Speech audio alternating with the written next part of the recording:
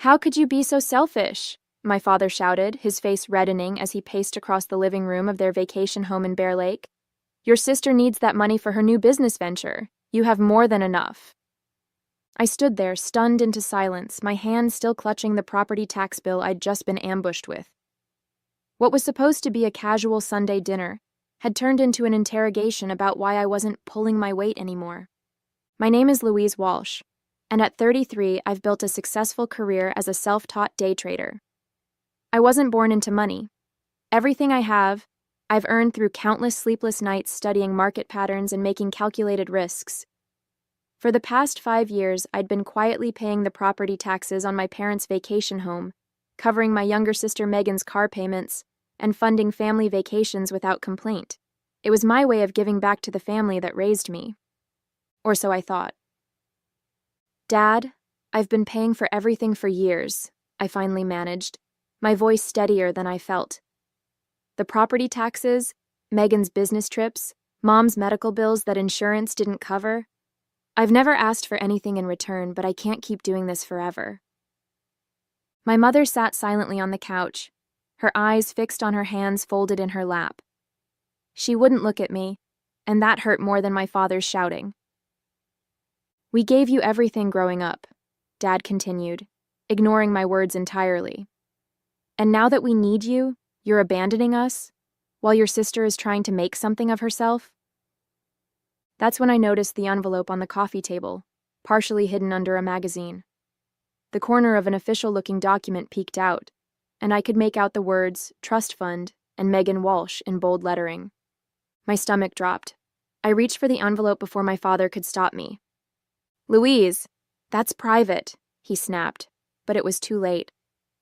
I was already scanning the document, my hands trembling as the truth revealed itself in cold, legal language. My father had created a substantial trust fund for Megan. Only Megan. The same father who had told me for years that there wasn't enough money to help with my college tuition, forcing me to work multiple jobs while studying. The same father who now expected me to bankroll their luxury lifestyle while secretly setting my sister up for life. When were you going to tell me about this? I whispered, a cold clarity washing over me. My whole life suddenly made sense. The favoritism, the different expectations, the constant demands disguised as family obligation. I knew then that everything was about to change. My father snatched the trust fund document from my hands, but the damage was done. The numbers were seared into my memory. $350,000 set aside for Megan, with additional provisions for future contributions. All while I'd been told repeatedly that family finances were tight. You weren't supposed to see that, he muttered, folding the paper and stuffing it back into the envelope. Clearly, I replied, my voice hollow. I guess that explains why you never helped with my student loans. Growing up, the pattern had always been there. Megan got dance lessons while I was told to focus on academics. She received a car for her 16th birthday. I took the bus until I saved enough from my after-school job to buy a used Honda. When college came around, Megan went to a private university with family support, while I pieced together scholarships and worked 30 hours a week at a local coffee shop. I'd always chalked it up to changing financial circumstances or different parenting approaches. I never wanted to believe what was now staring me in the face. My parents simply valued Megan more.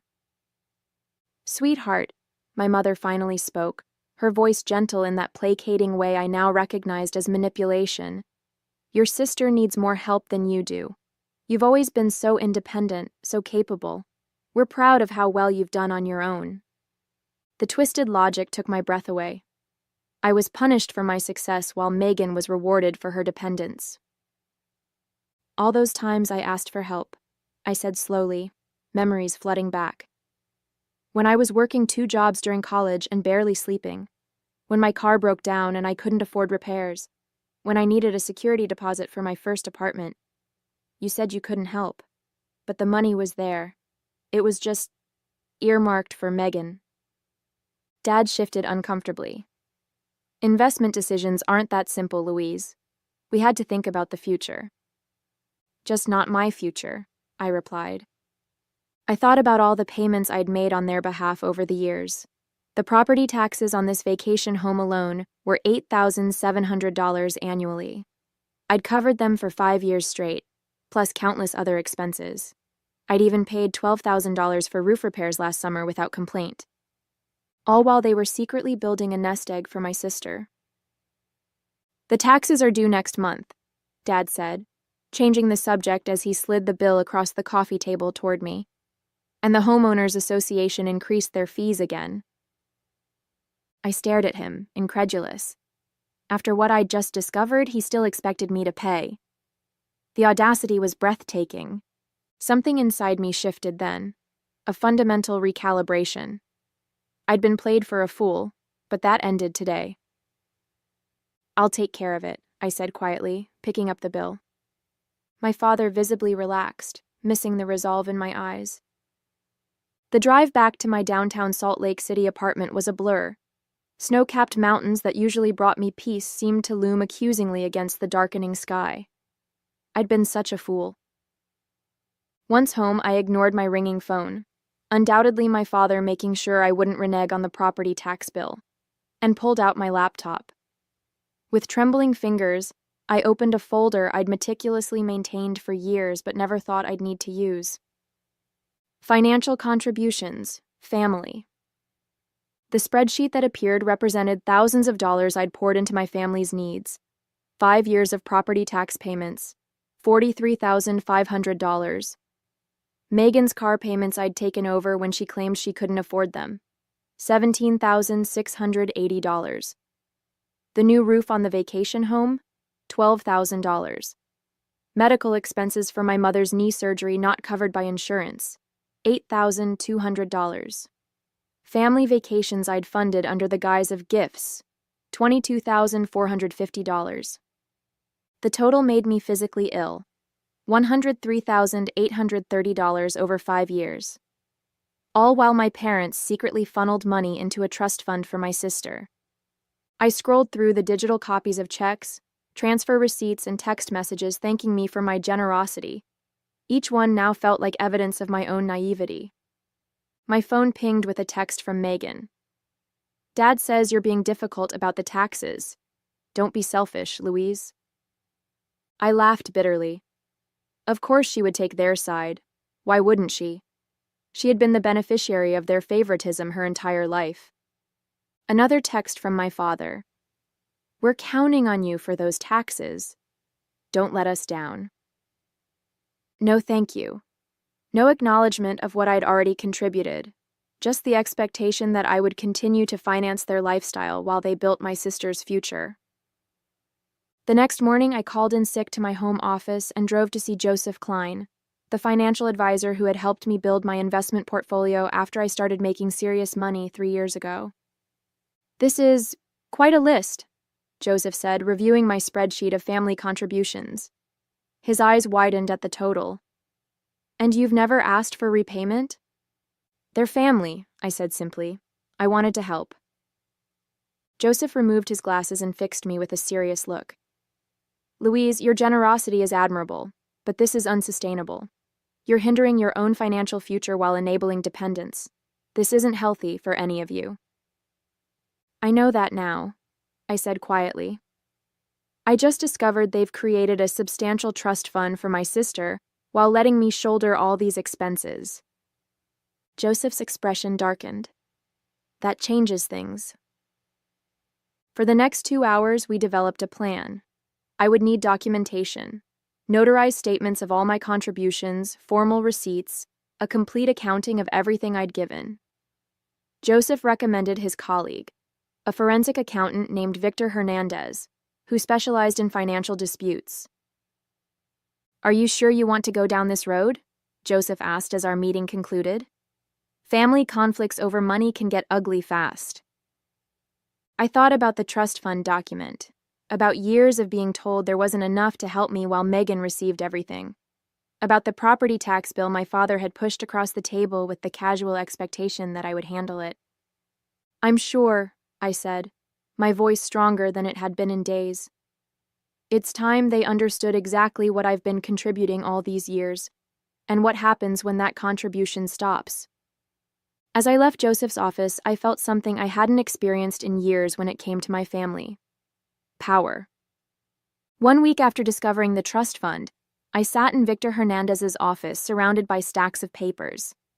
The forensic accountant had been methodically organizing my financial contributions to the Walsh family over the past 5 years. "Your documentation is impressively thorough," Victor noted, sorting through bank statements and receipts. "Most people don't keep records this detailed." My day trading background had instilled good record-keeping habits. Every transaction, every transfer, every expense, all meticulously tracked and categorized. "So what's the total damage?" I asked, steeling myself for the answer. Victor slid a document across his desk. The final tally was even worse than my initial calculations: $118,745. The additional $14,915 comes from interest you've lost by diverting these funds from your own investments, he explained. "Based on your portfolio's performance over this period, that's a conservative estimate." I nodded, feeling a strange mix of vindication and grief. The numbers made the betrayal concrete, undeniable. "What now?" I asked. "That depends on what you want," Victor replied. "If you're seeking legal restitution, we could build a case, though family financial matters can be complicated without written agreements. If you're simply documenting this for your own closure or as leverage in family discussions, we can prepare a comprehensive financial statement." "The second option," I said. "For now." As Victor prepared the documentation, my phone buzzed with text messages. "Dad, haven't received the tax payment yet. Due date is approaching.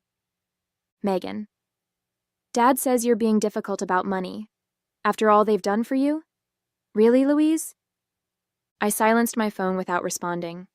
Let them wonder.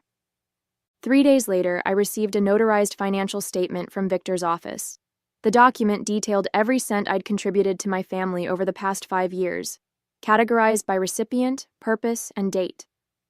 It included a calculation of lost investment opportunity and a statement from Joseph Klein verifying the legitimacy of the analysis. That same evening, I received a call from my mother.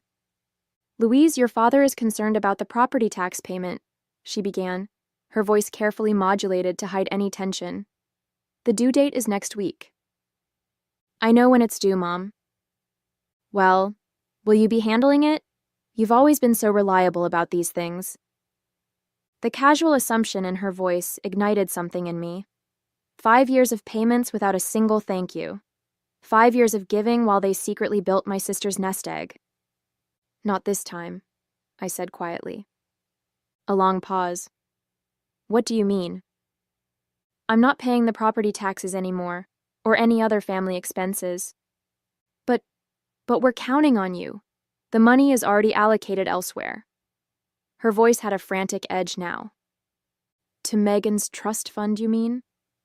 The words hung in the air between us. Another long silence. "Your father told me you saw that. Louise, you have to understand." "I understand perfectly, Mom.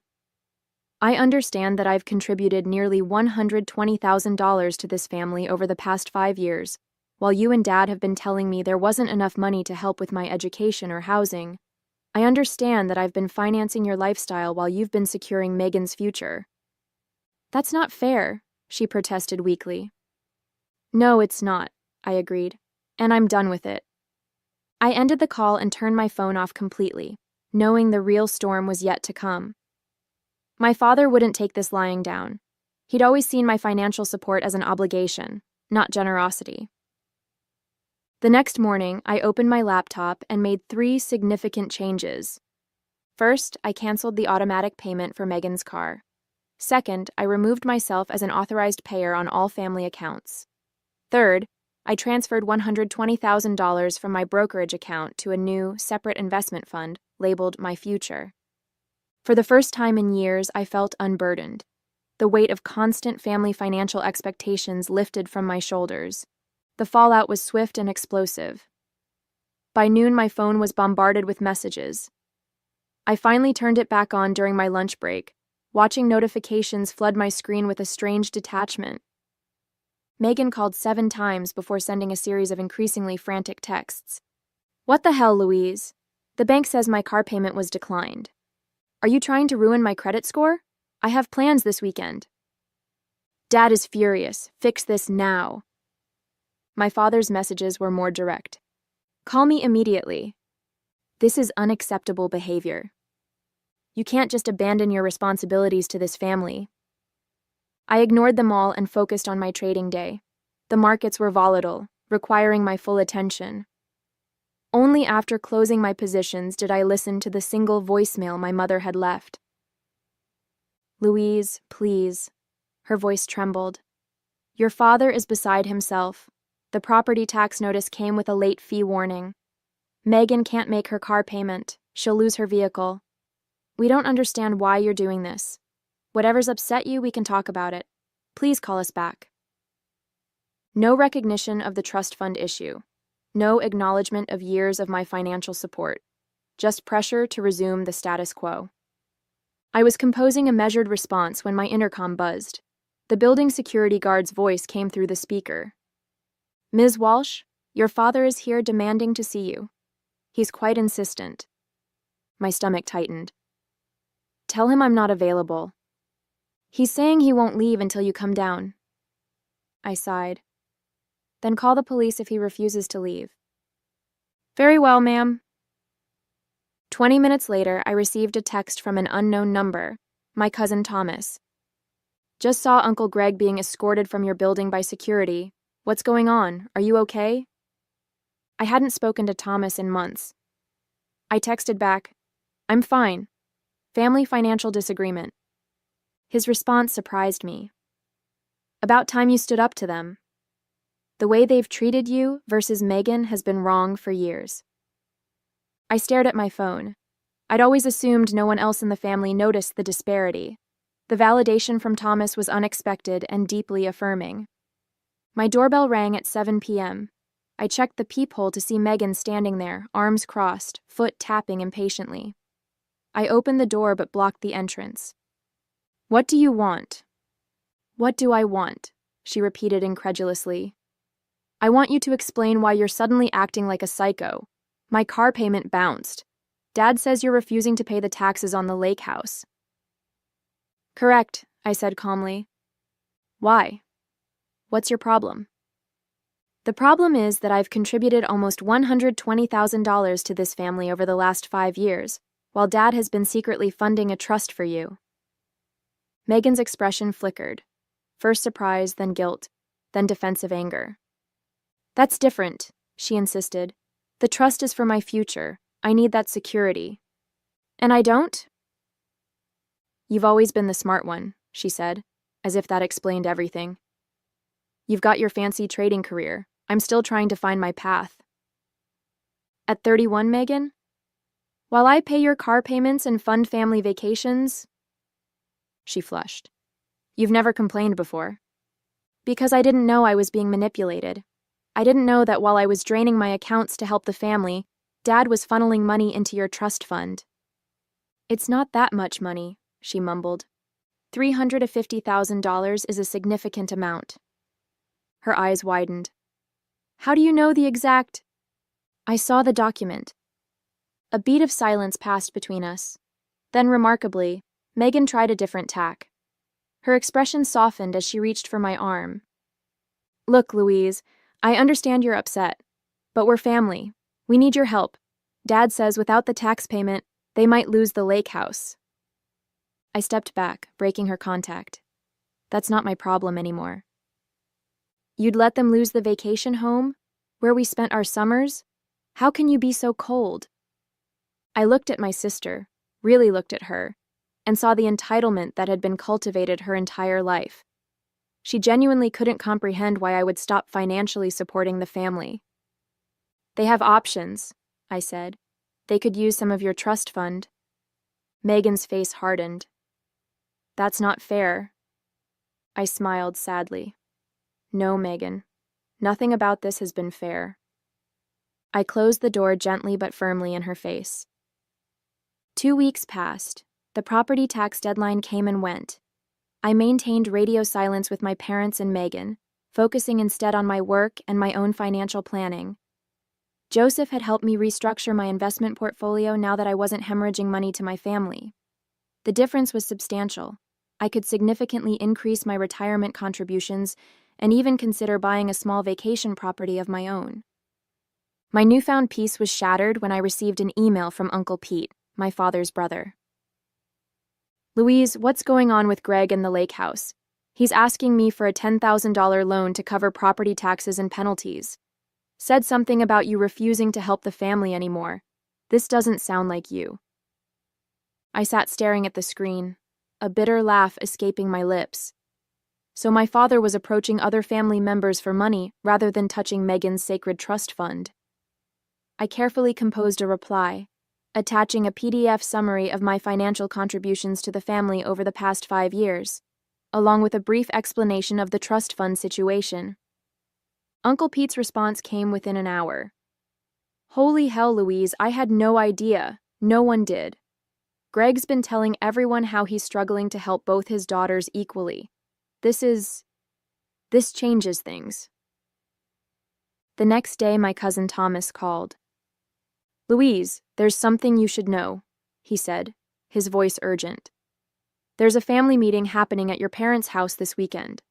Uncle Greg called it to discuss Louise's abandonment of the family. He's trying to rally everyone against you." My stomach tightened. "Thanks for telling me." "There's more," Thomas continued. "I overheard my dad talking to your father. Apparently, they're planning to guilt you into not just resuming payments, but covering all the late fees and penalties too. They're framing it as you deliberately damaging the family legacy." The audacity was breathtaking. "Are you going to this meeting?" I asked. "Yes, and so are you," Thomas said firmly. "You need to set the record straight. I'll back you up." I agreed, though anxiety churned in my stomach. Confronting my father with the extended family present would be challenging, but perhaps necessary. When Saturday arrived, I dressed carefully in a professional black pantsuit that always gave me confidence during tough negotiations. I drove to my parents' house with the complete financial documentation from Victor, including the notarized statements and calculations of lost investment opportunity. The living room fell silent when I walked in. My father stood by the fireplace, clearly in mid-speech. Aunts, uncles, and cousins sat around the room, their expressions a mix of confusion and concern. Megan sat beside our mother on the sofa, both looking uncomfortable. "Louise," my father recovered quickly, "I'm glad you decided to join us. We were just discussing the family vacation home situation."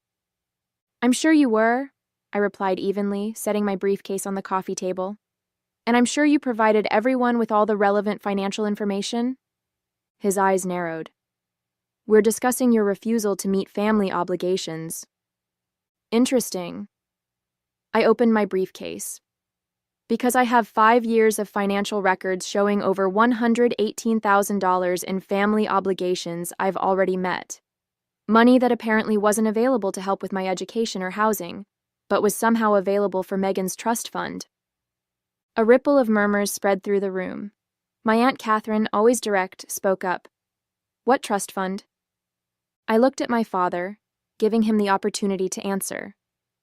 When he remained silent, I passed copies of the summary document to everyone in the room. "For the past 5 years, I've paid the property taxes on the lake house, covered Megan's car payments, funded family vacations, and more, totaling nearly $120,000. During the same period, my parents established a $350,000 trust fund exclusively for my sister." The room erupted in overlapping voices. My father's face flushed deep red. "These are private family matters," he thundered. "Exactly," Uncle Pete interjected, standing up. "Family matters, and in this family we should treat our children equally." I hadn't expected this level of support. As the room divided into heated discussions, my father's gaze locked with mine. In his eyes, I saw something I'd never witnessed before. Fear. The fear of exposure, of his carefully constructed narrative crumbling. And behind that fear, something even more unexpected: respect. The family meeting ended with my father storming out and my mother tearfully following him. Megan sat frozen on the couch, avoiding eye contact with everyone. The rest of the family lingered, processing the revelations. "I had no idea it was this bad," Aunt Catherine said, studying the financial documentation. "Greg always portrayed you as the successful one who didn't need help." Uncle Pete shook his head. "This isn't right. The lake house has been part of our extended family memories for years. If you've been paying those taxes all this time, you should have some ownership stake." I hadn't considered this angle.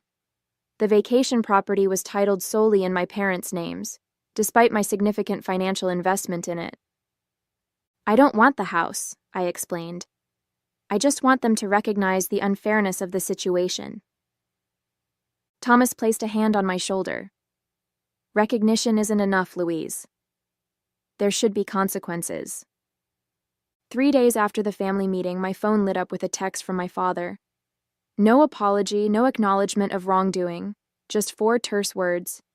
"The property taxes are due." I stared at the message, incredulous at his audacity. After everything that had been revealed, he was still treating me like his personal ATM. That evening, I received an unexpected call from my mother. "Louise," her voice was hesitant, "your father isn't handling this well. The lake house means everything to him." "More than treating his daughters equally?" I asked. Her silence was telling.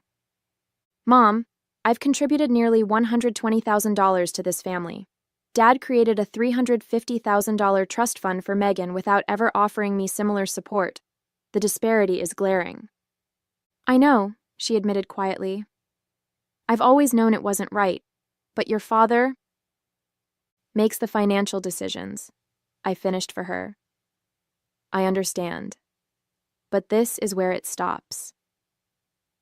The next morning, I texted my father back with a single attachment: a photograph of the complete notarized financial record of my contributions over the past 5 years, with the total circled in red. No accompanying message was necessary. The documentation spoke for itself. An hour after sending the photo, my phone rang. I expected my father's angry voice, but instead heard Megan's. "Louise?" She sounded shaken. "Dad just showed me all the documentation you sent. Is it really that much? Over $118,000? "Yes, it is," I confirmed. "Every penny documented and verified by a forensic accountant." There was a long pause. "I had no idea," she said finally. "Dad always told me you were helping a little here and there because you had extra money. He never said you were covering major expenses while he was building my trust fund." Her voice cracked on the last words. For the first time, I heard genuine remorse from my sister. "Louise, I don't know what to say. I feel terrible." "It's not entirely your fault," I conceded. "Dad created this situation." "But I benefited from it," she said. "And I never questioned it. I just assumed I deserved the help." Another long pause followed. Then Megan surprised me. "I'm going to fix this," she declared. "It's not right." Before I could ask what she meant, she hung up. The next day, I received formal documentation from my father's attorney. The property taxes on the lake house had been paid in full, along with a legally binding amendment to the ownership. I now owned a 25% stake in the property. Attached was a note from the lawyer explaining that Megan had insisted on using funds from her trust to cover the taxes and legal fees for the ownership transfer. My phone buzzed with a text from my father. This wasn't necessary. Family helps family. I didn't respond. His message revealed that he still didn't understand, or refused to acknowledge, the fundamental unfairness of his actions. Minutes later, another text arrived. This one from my mother. "Your father is struggling with this, but I want you to know I'm proud of you for standing up for yourself. I should have done the same years ago." That evening, Megan called again. "I've asked Dad to split the trust fund equally between us," she said. "He refused at first, but Uncle Pete and Aunt Catherine backed me up. He's meeting with his financial advisor tomorrow to make the arrangements." I felt a weight lifting, not because of the money itself, but because of what it represented. Acknowledgement, fairness, respect. Thank you, Megan, I said sincerely. No, she replied. Thank you for finally making us face the truth.